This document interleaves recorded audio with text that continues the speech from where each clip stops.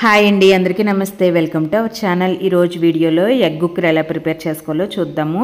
దీన్నే చాలామంది ఎగ్ బుర్జీ అంటారు.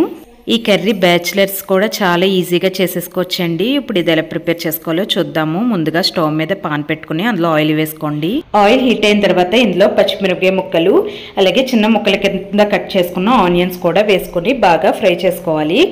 ఆనియన్స్ ఫ్రై అయిన తర్వాత ఇందులో అల్లం వెల్లుల్లి పేస్ట్ కూడా వేసుకుని బాగా ఫ్రై చేసుకోండి.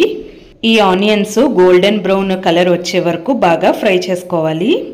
ఇప్పుడు చూడండి, ఆనియన్స్ బాగా ఫ్రై అయిపోయినాయి. ఇలా ఆనియన్స్ బాగా ఫ్రై అయిన తర్వాత చిన్న ముక్కల కింద కట్ చేసుకున్న టమాటా కూడా వేసుకుని టమాటా కూడా బాగా ఫ్రై చేసుకోవాలి.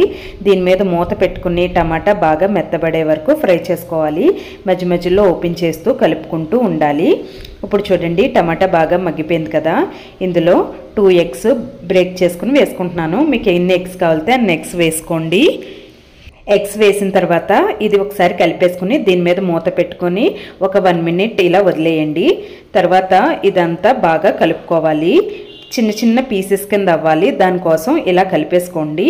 ఇలా కలుపుకున్న తర్వాత మళ్ళీ దీని మీద మూత పెట్టుకొని ఇంకొంచెం సేపు ఫ్రై చేసుకోవాలి. ఇవి బాగా చిన్న చిన్న పీసెస్ వరకు అయ్యే వరకు ఇలా మూత పెట్టుకుని ఫ్రై చేసుకుంటూ ఉండాలి. వీడియోలో చూపిస్తున్నాను కదా, ఈ విధంగా పీసెస్ కింద అయ్యే వరకు ఫ్రై చేసుకోవాలి.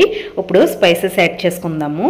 పసుపు, ఉప్పు, కారం, లాస్ట్లో గరం మసాలా కూడా యాడ్ చేసుకుని ఇవన్నీ కలిపేసుకుని 1 నిమిషం ఫ్రై చేసుకోండి.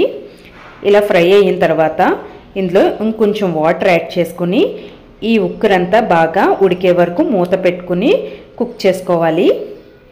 మధ్య మధ్యలో ఓపెన్ చేస్తూ ఇందులో వాటర్ అంతా ఎగిరిపోయి ఆయిల్ పైకి తేలే వరకు మనం ఇలా కలుపుకుంటూ ఉండాలి.